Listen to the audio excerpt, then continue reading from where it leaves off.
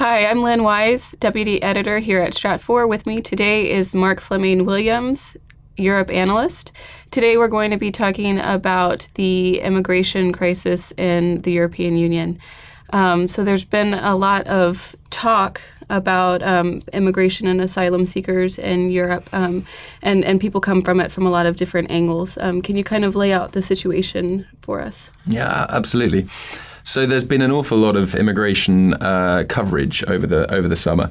I mean, part of this, I have to say, August is always the quiet month. Sometimes news coverage can be a little bit more excitable than it would be in other times, and I think that's particularly been the case in Calais, where there are 3,000 immigrants who are trying every night to get across the Channel into the United Kingdom.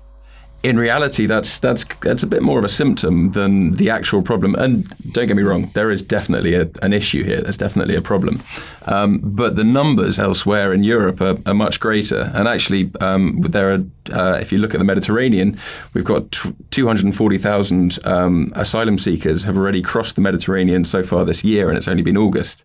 So who are these asylum seekers and why the uptick in numbers?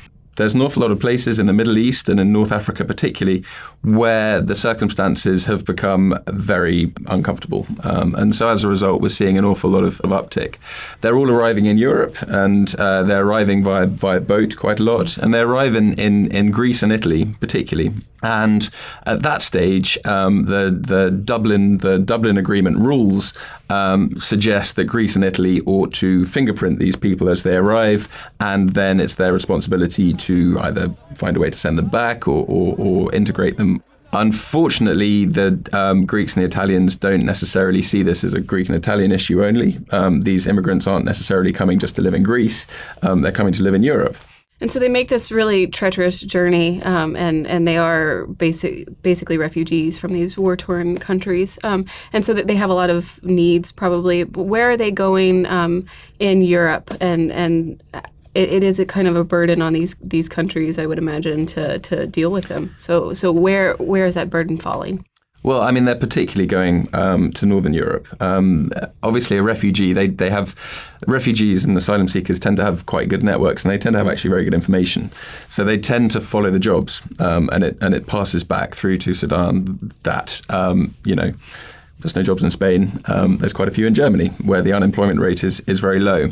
So we see a lot of them heading towards. The UK obviously has been one of the growth stories of Europe in recent times, and as well as places like Sweden, Denmark, and Germany. And yeah, as you mentioned, it does create problems, and it has been creating problems in Northern Europe particularly. But apart from Sweden and Denmark, we've also seen the rise of anti-immigration parties in places like France and the Netherlands as well. So it's across the board.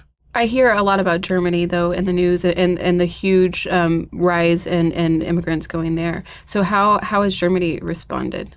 Absolutely. Germany's very much the elephant in the room here. Germany is... Essentially, if they're all going somewhere, then they're all going to Germany. Germany's asylum seeker expectations for this year, 2015, have just been pushed up from 450,000 expected asylum seekers up to 800,000. So most of this upsurge actually seems to be going to Germany. And in terms of what that means politically, the party which should be able to take advantage of this, which is the Alternative for Deutschland party, it's an anti-immigration party, but that's not where it began. It's only recently kind of switched over. It was originally an anti-Euro party. So Mrs. Merkel's government doesn't have that same pressure that perhaps is being felt in Sweden and in Denmark and these other countries, because the AfD party is undergoing its own change. But also within Germany, this anti-immigration feeling, which does exist and has grown, and we saw anti-immigration marches in Saxony, in Dresden, particularly at the end of last year, and they spread. But we also saw a big backlash against those anti-immigration marches. There's obviously a German history which has created a resistance to nasty ideas, which often go hand in hand with anti-immigrant ideas. So as a result, within Germany, there is more tolerance and there's more ability for these people. So there's the jobs, there is the money, but there's also there's more anti-immigrant feeling, which allows this situation to persist for a little while longer. That said, the numbers going into Germany at the moment are gigantic compared to the rest of Europe. Germany's the place to watch. That's the pressure where the pressure valve is really building up.